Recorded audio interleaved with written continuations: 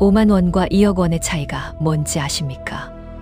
어버이날 오후 한 남성이 고급 아파트 현관 앞에서 떨리는 손으로 초인종을 눌렀습니다.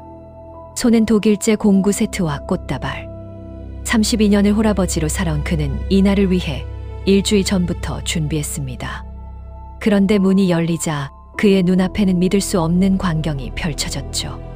거실 한가운데 붉은 리본이 달린 제네시스 승용차 열쇠.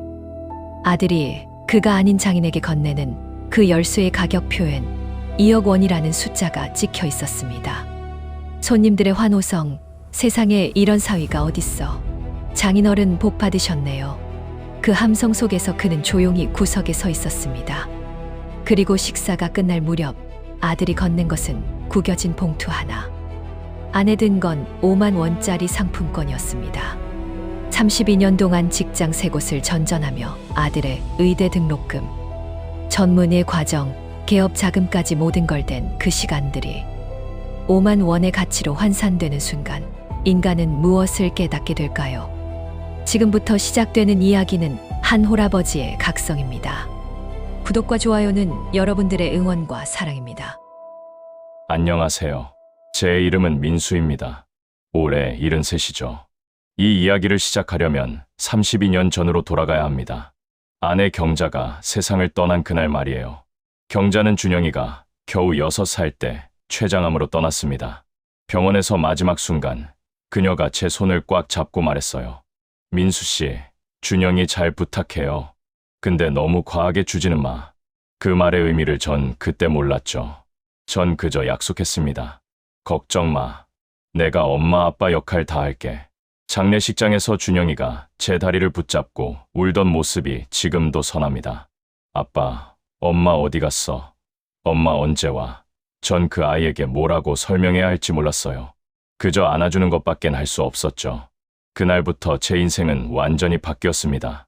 아침 5시에 일어나 준영이 도시락을 싸고 학교에 데려다주고 낮엔 공장에서 일하고 저녁엔 편의점 야간 알바를 했어요. 주말엔 대리운전을 했습니다. 3개의 일을 동시에 했던 그 시절. 잠은 하루에 4시간도 못 잤죠. 왜 그렇게까지 했냐고요. 경제적으로 부족함이 없도록, 엄마가 없다는 사실이 핸디캡이 되지 않도록 말이에요. 중학교 때였습니다. 준영이가 의사가 되고 싶다고 했어요. 아빠, 나 의사 되면 사람들 많이 살릴 수 있잖아. 엄마처럼 아픈 사람들 고쳐주고 싶어. 그 말을 듣는 순간 눈물이 났습니다. 이 아이가 이렇게 착하게 자라줬구나 싶었죠. 의대 준비는 녹록하지 않았습니다. 과외비, 학원비, 인터넷 강의비 매달 수백만 원이 나갔어요. 전 대리운전 횟수를 늘렸고 주말도 없이 일했습니다. 준영이가 책상 앞에서 공부하는 모습을 보면 모든 게 보람차게 느껴졌어요. 그리고 드디어 합격 통지서가 왔습니다. 서울의 명문 의대였죠. 준영이가 울면서 저를 안았어요. 의대 6년, 전문의 과정 4년, 그리고 개업 준비까지 14년이라는 시간 동안 전 준영이의 모든 비용을 댔습니다. 등록금, 생활비, 책값, 병원 실습비, 전문의 시험 준비비, 그리고 개업 자금까지. 계산해 본 적은 없지만 아마 수억 원은 들어갔을 겁니다. 하지만 전 한 번도 아깝다고 생각하지 않았어요. 준영이가 성공하는 모습을 보는 게 제 유일한 기쁨이었으니까요. 그 아이가 흰 가운을 입고 환자들을 돌보는 모습을 상상하면 가슴이 벅차올랐습니다. 개업하던 날, 준영이가 병원 앞에서 사진을 찍자고 했어요. 아빠, 이거 다 아빠 덕분이야. 진짜로. 그날 저는 제 인생에서 가장 행복했습니다. 경자야, 봤지? 우리 아들 이렇게 훌륭하게 키웠어. 그로부터 3년 뒤 준영이가 결혼한다고 했습니다. 신부는 대기업 임원의 딸이었어요. 결혼식은 화려했죠. 하객이 500명도 넘게 왔고 피로연은 특급 호텔에서 열렸습니다. 근데 결혼식장에서 좀 이상한 걸 느꼈어요. 주례 선생님이 신랑 소개를 하면서 스스로 모든 걸 읽어낸 입지전적 인물이라고 표현하셨거든요. 전 객석에서 그 말을 들으며 씁쓸하게 웃었습니다. 스스로 읽어냈다고? 하지만 그날은 준영이의 날이니까 넘어갔습니다. 아들이 행복하면 그걸로 됐다고 생각했어요. 신혼집도 마련해줬습니다. 강남의 30평대 아파트였죠. 준영이가 아빠, 미안해. 조금만 더 도와줘라고 했을 때 전 기꺼이 제 집을 담보로 대출을 받았습니다. 그리고 시간이 흘렀습니다. 손자들이 태어났고 준영이의 병원은 점점 번창했어요. 겉으로 보기엔 모든 게 완벽했습니다. 하지만 뭔가가 조금씩 어긋나기 시작했죠. 준영이가 점점 바빠졌어요. 전화는 잘 안 받고 만나자고 해도 아빠, 미안해. 이번 주는 진짜 힘들어라는 대답만 돌아왔습니다. 명절에도 장인댁에 먼저 가고 저는 나중에 잠깐 들르는 시기였죠. 뭐 바쁘니까 그럴 수 있지. 전 그렇게 이해하려고 했습니다. 아들이 성공했으니 바쁜 게 당연하다고 생각했어요. 그리고 올해 어버이날이 왔습니다. 준영이가 직접 전화를 했어요. 아빠, 어버이날에 우리 집으로 오세요. 가족들이랑 다 같이 식사해요. 얼마 만에 초대인지 모르겠더라고요. 전 기쁜 마음으로 준비를 시작했습니다. 뭘 가져갈까 고민하다가 공구 세트를 샀어요. 준영이가 어렸을 때 제 공구함을 가지고 노는 걸 좋아했거든요. 아빠, 나중에 나도 이렇게 뭐든지 고칠 수 있는 사람이 될래. 그 말이 생각나서 독일제 고급 공구 세트를 샀습니다. 40만 원이나 했지만 아깝지 않았어요. 꽃다발도 샀습니다. 경자가 좋아하던 카네이션으로 큰 걸로요. 그리고 정장도 새로 맞췄어요. 아들 앞에서 초라해 보이고 싶지 않았거든요. 어버이날 당일, 전 아침 일찍부터 준비했습니다. 머리도 단정하게 빗고, 구두도 닦고, 거울 앞에서 여러 번 모습을 확인했어요. 혹시 뭐 이상한 데는 없나 하고요. 오후 2시쯤 준영이네 아파트에 도착했습니다. 고급 주상복합 아파트였죠. 로비부터 화려하더라고요. 엘리베이터를 타고 23층으로 올라갔습니다. 초인종을 눌렀어요. 며느리가 문을 열었습니다. 아버님, 오셨어요. 그 말투가 묘하게 차가웠는데 전 그냥 기분 탓이려니 했습니다. 현관을 들어서는 순간 제 눈이 휘둥그레졌어요. 거실에 사람이 가득했습니다. 준영이 장인 장모님, 처남 처제, 그리고 친척들까지. 대충 15명은 넘어 보이더라고요. 그런데 제일 눈에 들어온 건 거실 한가운데 놓인 거대한 붉은 리본이었습니다. 그 리본 옆에 제네시스 차 열쇠가 놓여 있었어요. 아버지 오셨어요? 준영이가 웃으며 다가왔습니다. 그런데 그 웃음이 좀 어색하더라고요. 저기 소파에 앉으세요. 곧 식사 시작할 거예요. 전 구석 소파에 조용히 앉았습니다. 손님들은 모두 거실 중앙을 둘러싸고 있었어요. 그리고 준영이가 장인 앞으로 걸어가더니 차 열쇠를 두 손으로 공손하게 건넸습니다. 장인어른, 그동안 너무 감사했습니다. 작은 정성이지만 받아주세요. 장인이 열쇠를 받아들고 활짝 웃었어요. 허허, 이게 뭐야. 이렇게까지 안 해도 되는데. 그렇게 말하면서도 엄청 기뻐하는 게 보였습니다. 주변 사람들이 우르르 몰려들었어요. 세상에, 제네시스 최신형이잖아. 이거 2억 넘는 거 아니에요. 장인어른 정말 복 받으셨네요. 환호성이 터졌습니다. 사진 찍는 소리, 축하한다는 말들, 준영이를 칭찬하는 목소리들. 거실이 온통 축제 분위기였죠. 식사 시간이 됐습니다. 테이블엔 온갖 음식이 차려져 있었어요. 한정식집에서 주문한 거라더군요. 자리 배치가 묘했습니다. 상석에 장인 장모가 앉고 그 옆에 준영이 부부가 앉았어요. 전 테이블 끝자락, 손자들 옆에 앉았습니다. 식사 내내 대화는 온통 차 얘기뿐이었어요. 이 차 옵션이 뭐가 달려있대. 색깔은 뭘로 했어. 언제 출고돼? 장인이 신이 나서 말했습니다. 우리 사위가 참 효자야. 이렇게 큰 선물을 하다니. 처남이 거들었어요. 형님, 진짜 대단하십니다. 저도 나중에 형님처럼 돼야 하는데. 준영이가 겸손한 척 웃었습니다. 아니에요. 그동안 장인어른이 많이 도와주셔서 제가 이렇게라도 보답하고 싶었어요. 전 젓가락을 들고 있다가 멈췄습니다. 장인어른이 도와줬다고. 제가 14년 동안 쏟아부은 돈과 시간은요? 하지만 입 밖으로 내지 못했습니다. 이 자리에서 제가 뭐라고 말하면 분위기만 싸해질 것 같았거든요. 식사가 끝나갈 무렵이었습니다. 준영이가 제 앞으로 왔어요. 손에 뭔가를 들고요. 아버지, 어버이날 선물이에요. 그게 봉투였습니다. 흰색 봉투인데 구겨져 있었어요. 마치 주머니에 막 쑤셔 넣었다가 꺼낸 것처럼요. 전 떨리는 손으로 봉투를 받았습니다. 열어봤죠. 안에 5만 원권 상품권 한 장이 들어 있었어요. 5만 원. 2억 원과 5만 원. 그 차이가 제 가슴을 찔렀습니다. 금액의 문제가 아니었어요. 태도의 문제였죠.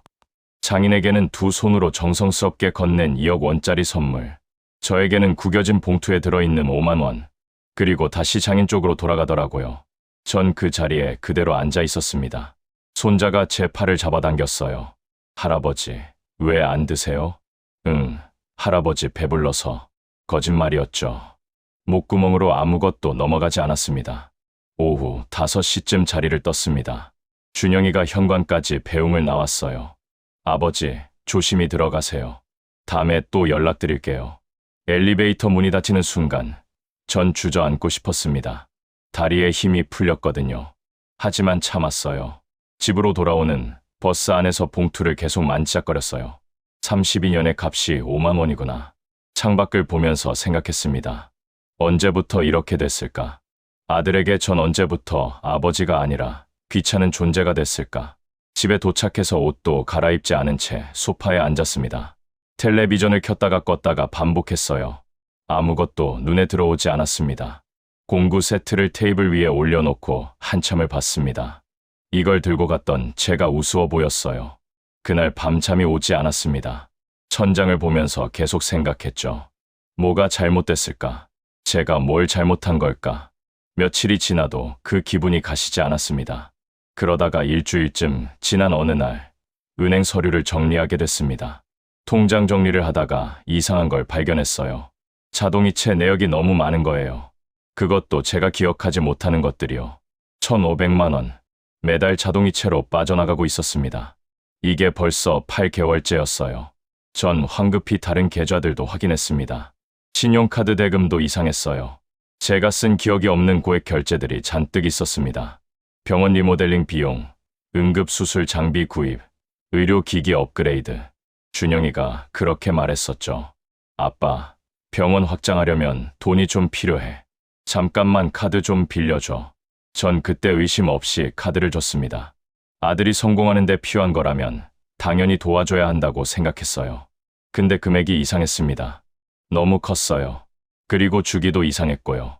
전 서랍에서 지난 1년치 명세서를 다 꺼냈습니다. 책상 위에 쫙 펼쳐놓고 계산기를 두드렸어요. 1번, 2번, 3번. 계산할 때마다 손이 떨렸습니다. 총액이 나왔습니다. 3억 4천만 원. 전 그 숫자를 보고 숨이 막혔어요. 1년도 안 되는 시간 동안 제 계좌에서 3억 4천만 원이 빠져나갔습니다. 더 충격적인 건 그 다음이었어요. 명세서를 자세히 보니 이상한 게 보였습니다. 병원 관련 비용이라고 했던 것들 중 상당수가 사실 다른 용도였던 거예요. 고급 레스토랑, 명품 매장, 해외여행사, 그리고 자동차 딜러. 제네시스를 산 날짜와 제 카드로 결제된 날짜가 일치했습니다. 전 그 순간 모든 걸 이해했습니다. 장인에게 준 2억 원짜리 차, 그걸 제 돈으로 산 겁니다. 제 카드로, 제 계좌에서 빼간 돈으로요.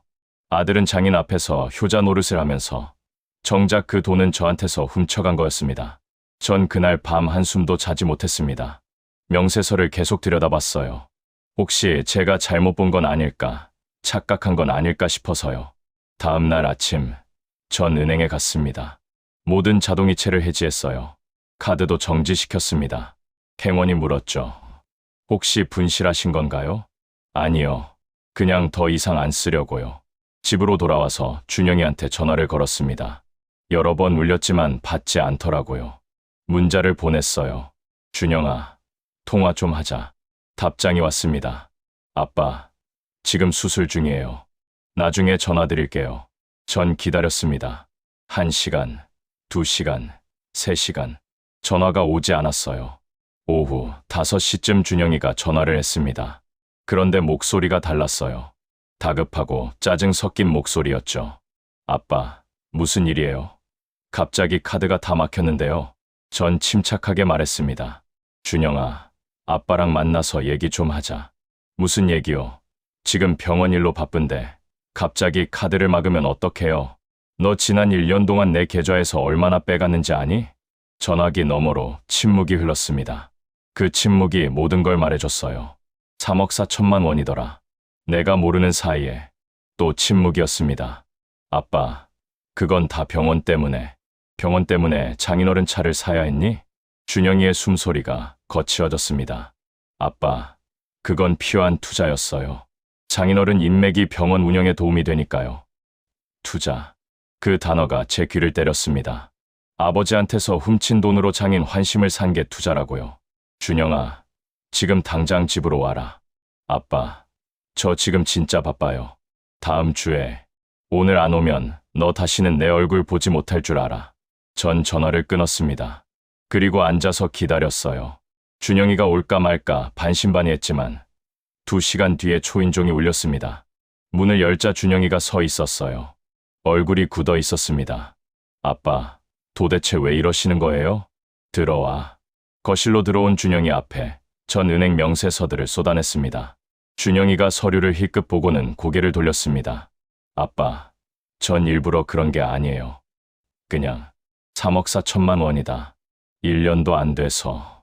준영이의 얼굴이 하얘졌어요. 그게 좀 많긴 한데요. 좀 많은 게 아니라 도둑질이다.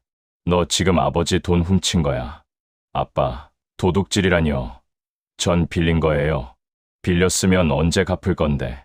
아니, 빌린다는 말이라도 했어야 하는 거 아니냐? 준영이가 입술을 깨물었습니다. 할 말이 없는 거죠. 전 계속 말했습니다. 병원 리모델링, 응급수술 장비, 의료기기 다 거짓말이었지.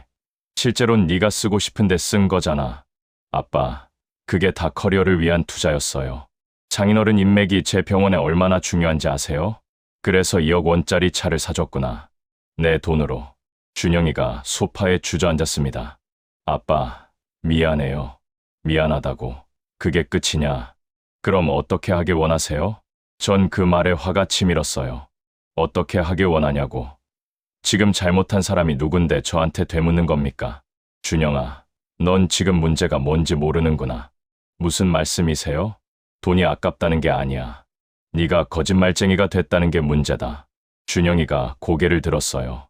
아빠, 전 거짓말쟁이 아니에요. 그럼 뭐냐?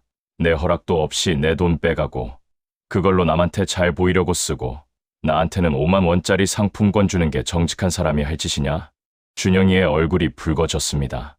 그건 어버이날이라서 준비를 못했어요. 준비를 못한 게 아니라 안 한 거지. 장인어른 차는 그렇게 열심히 준비하면서 아빠, 계속 말씀드리지만 장인어른은 제 커리어에 정말 중요한 분이에요. 전 그 말을 듣고 한숨을 쉬었습니다. 그런만 뭐냐? 32년 동안 너 하나 키우느라 내 인생 다 바친 난 네 인생에서 뭐냐? 준영이가 대답하지 못했어요. 넌 아버지를 사람으로 본 게 아니라 현금 인출기로 본 거야. 필요할 때 돈 빼가는 기계. 그게 내가 너한테 32년 동안 받은 대접이다. 아빠, 그런 게 아니에요. 그럼 뭔데? 네가 날 마지막으로 찾아온 게 언제냐? 돈 필요할 때 빼고는. 준영이가 입을 다물었습니다. 반박할 수 없는 진실이었으니까요. 준영아, 넌 장인어른한테 2억 원짜리 차를 사주면서 날 존중했니?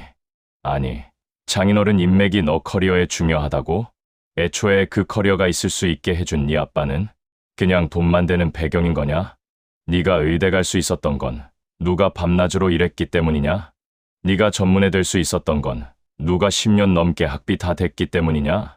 네가 지금 그 병원에서 일할 수 있는 건 누가 개업 자금 다 댔기 때문이냐? 준영이의 눈에서 눈물이 흘렀습니다. 아빠, 정말 죄송해요. 미안하다는 말은 이제 듣기 싫다. 준영이가 고개를 숙였습니다. 전 몰랐어요. 몰랐다고? 아니면 관심이 없었던 거지. 그 말에 준영이가 울음을 터뜨렸어요. 아빠, 진짜 미안해요. 제가 잘못했어요. 전 준영이를 보면서 생각했습니다. 이 사람이 정말 제 아들이 맞나? 제가 32년 동안 키운 사람이 이런 사람이었나? 준영아, 넌 지금부터 혼자 살아야 한다. 예? 내 도움은 이제 없어. 카드도 계좌도 다 끊었으니까 너 돈으로 너의 인생 살아라.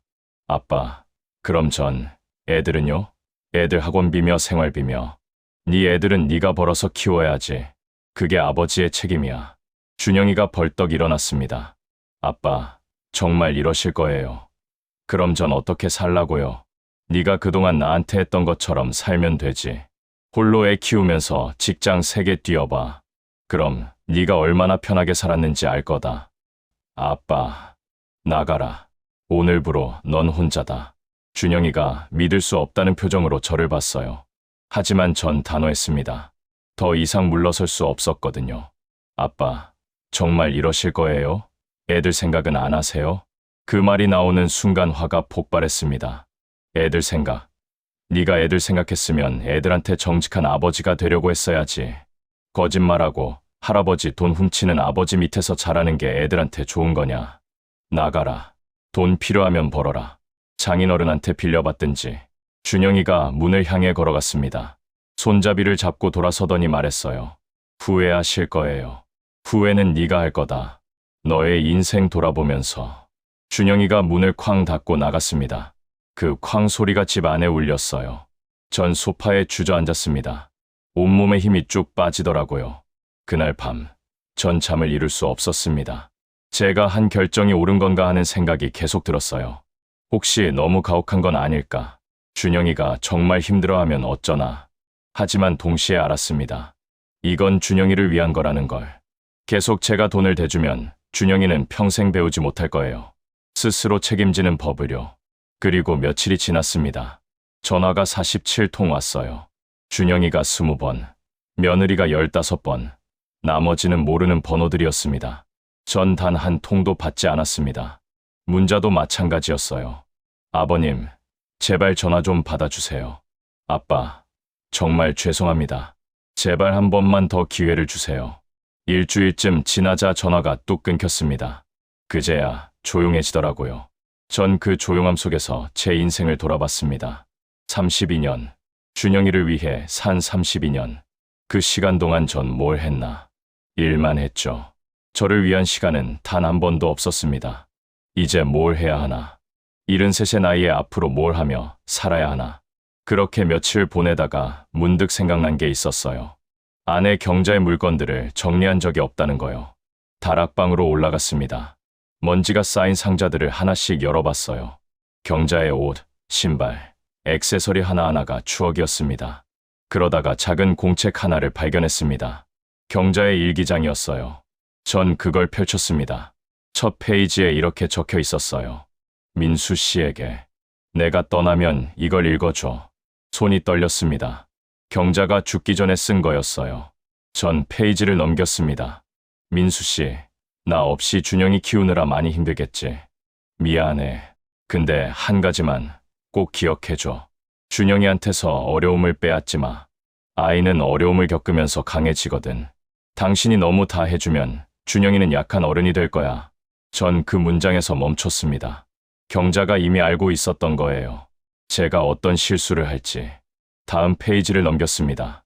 준영이한테 사랑을 주되 그게 돈이 아니라는 걸 가르쳐줘. 아버지의 진짜 사랑은 함께 있어주는 거고 이야기를 들어주는 거고 올바른 길을 보여주는 거야. 돈으로 사랑을 대신하면 준영이는 사람을 돈으로 평가하는 아이가 될 거야. 눈물이 흘렀습니다.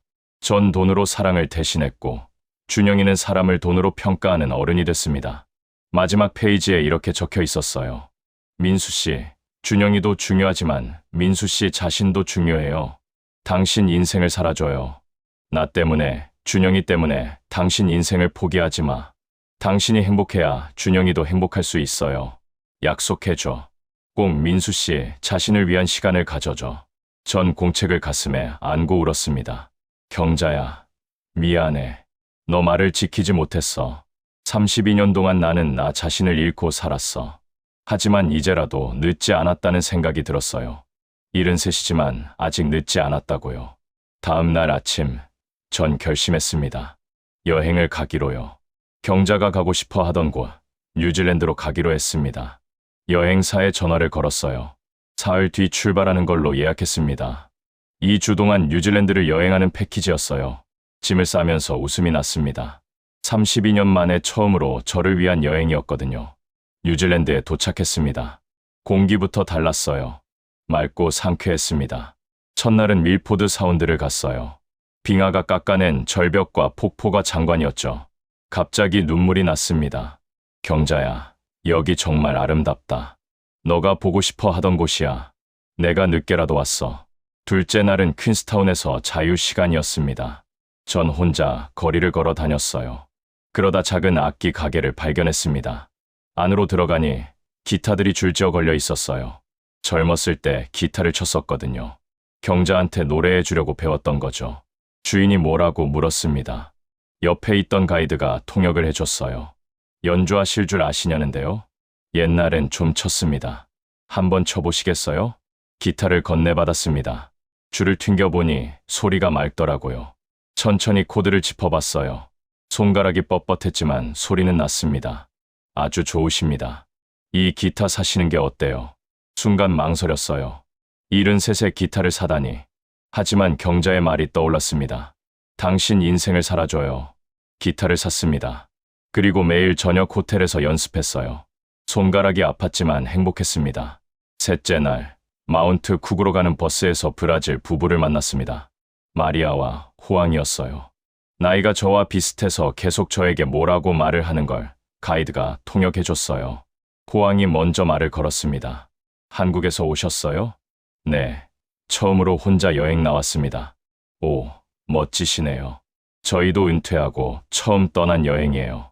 마리아가 웃으며 말했어요. 신혼여행 다시 하는 거예요. 40년 만에. 그들과 이야기를 나누다 보니 공통점이 많았어요. 자식들을 위해 평생을 살았다는 것. 이제야 자신들을 위한 시간을 갖게 됐다는 것. 호황이 말했습니다. 저희도 아들 때문에 고생 많이 했어요. 그 친구가 사업 실패하고 빚을 졌는데 저희가 집을 팔아서 갚아줬거든요. 그런데요, 그 뒤로 아들이 또 돈을 요구하더라고요. 그때 저희가 깨달았죠. 이건 도움이 아니라 해가 되고 있다는 걸. 마리아가 덧붙였어요. 그래서 끊었어요. 더 이상 안 된다고 말했죠. 아들이 화를 냈지만 저희는 확고했어요. 힘들지 않으셨어요? 힘들었죠. 하지만 그게 옳은 일이었어요. 부모가 안 된다고 말할 용기를 가져야 자식이 성장해요. 그 말이 제 가슴에 깊이 박혔습니다. 안 된다고 말할 용기. 그게 부모의 마지막 사랑이라는 거. 호황에게 물었어요. 지금 아들분과 관계는 어때요? 놀랍게도 좋아졌어요. 이제 아들이 스스로 일하고 돈을 벌어요. 그리고 저희한테 감사하다고 말하더라고요. 자기가 얼마나 어리석었는지 이제야 안다고. 전 그 이야기를 들으며 희망을 느꼈습니다.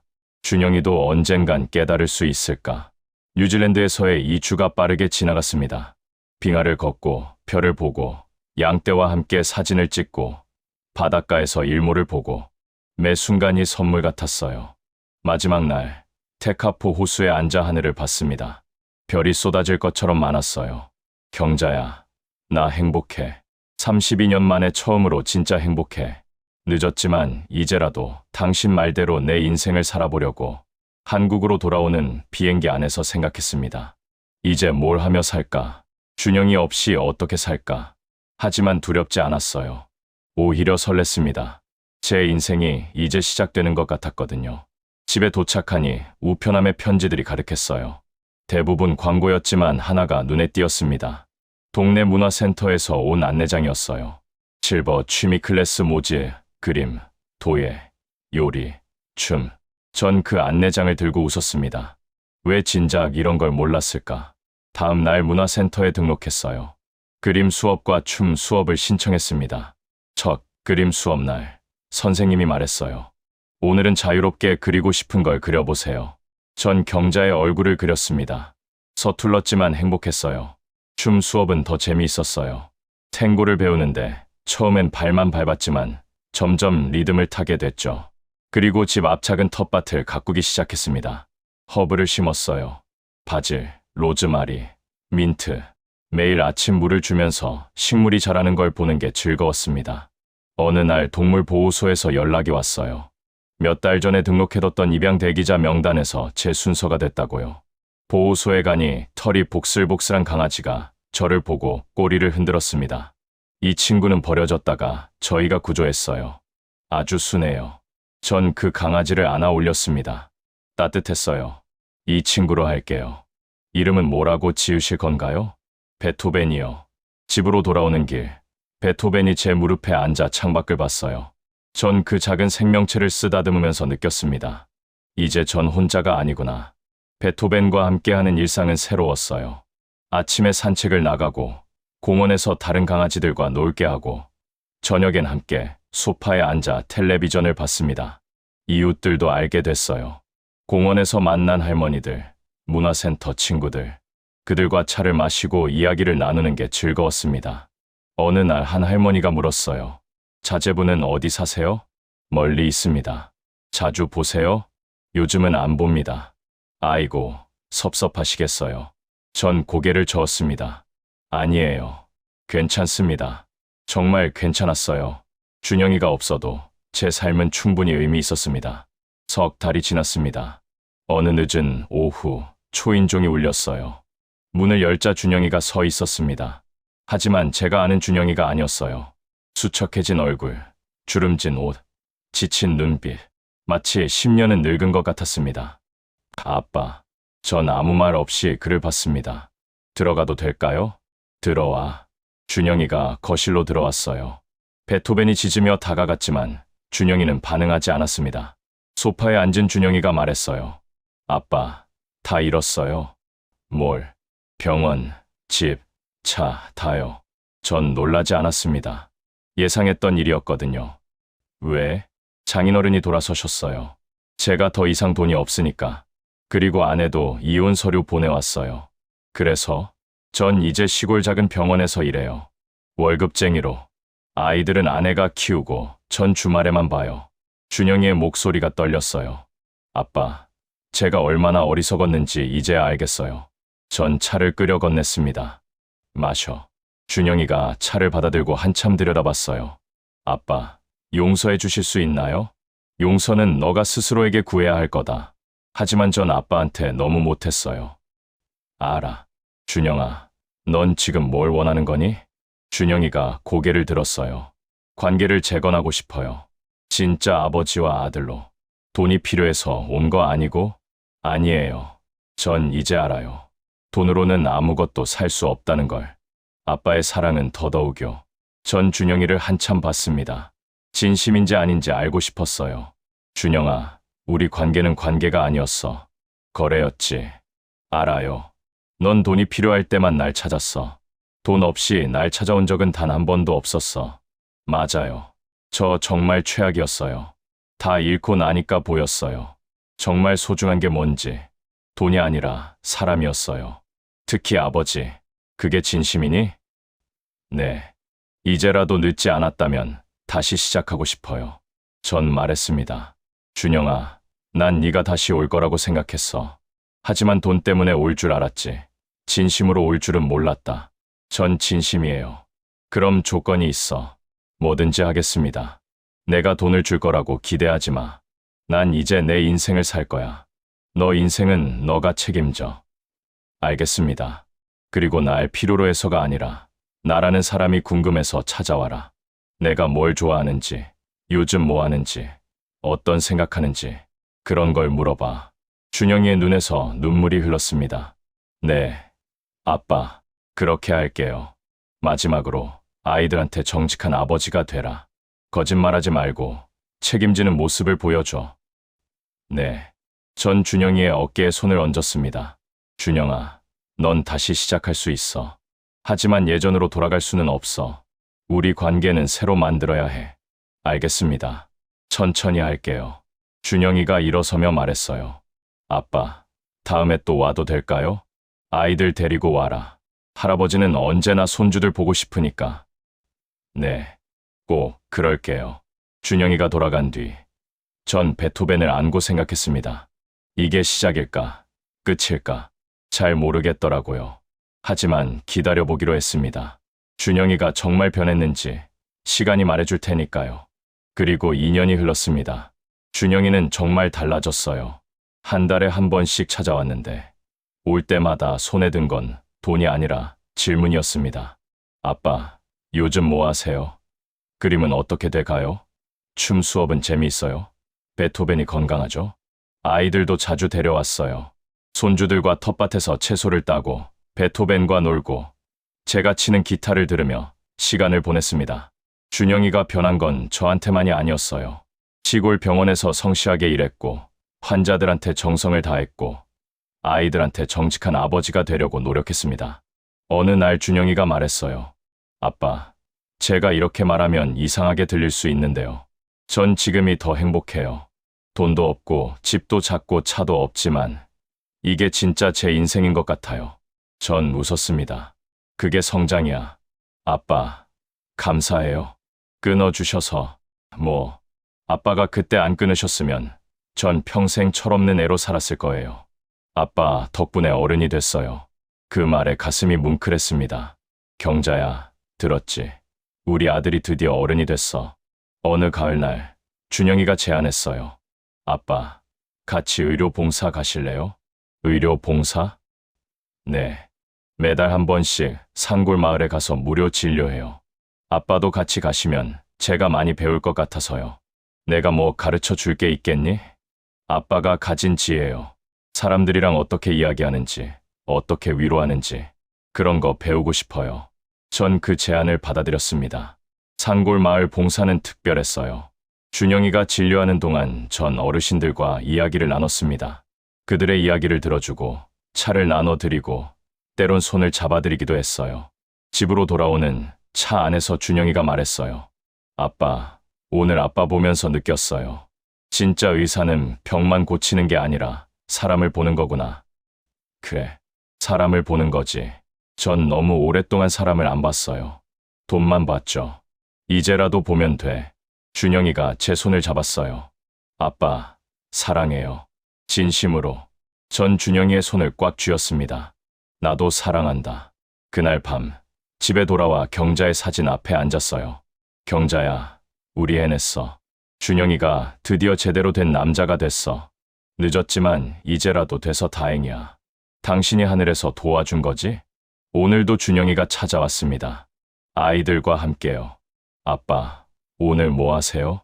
그림 그리려고. 저희도 같이 해도 돼요? 그럼. 우리는 거실에 둘러앉아 각자 그림을 그렸습니다. 손주들은 무지개를 그렸고, 준영이는 가족을 그렸고, 전 하늘을 그렸어요. 우리는 그렇게 오후를 보냈습니다. 아버지와 아들로서가 아니라 서로를 존중하는 두 사람으로서. 이제 전 75입니다. 준영이는 40입니다. 우리에게 남은 시간이 얼마나 될지 모르겠어요. 하지만 이제 우리는 그 시간을 제대로 쓸 줄 압니다. 함께 있는 것, 이야기를 나누는 것, 서로를 이해하는 것. 그게 진짜 관계라는 걸 이제 둘 다 알거든요. 쓰디쓴 과거를 웃어넘길 수 있을 만큼 성장했으니까요. 이 이야기를 듣는 여러분께 말하고 싶습니다. 사랑한다고 다 주는 게 사랑이 아니에요. 때론 끊는 게 사랑입니다. 아니라고 말하는 게 진짜 사랑이에요. 그리고 부모도 자신의 인생을 살 권리가 있습니다. 자식을 위해 평생을 희생할 필요는 없어요. 여러분이 행복해야 자식도 진짜 행복할 수 있습니다. 저는 73세 제 인생을 되찾았습니다. 늦었지만 지금이 제 인생에서 가장 빛나는 시간이에요. 여러분도 너무 늦었다고 생각하지 마세요. 지금 이 순간이 가장 이른 때입니다.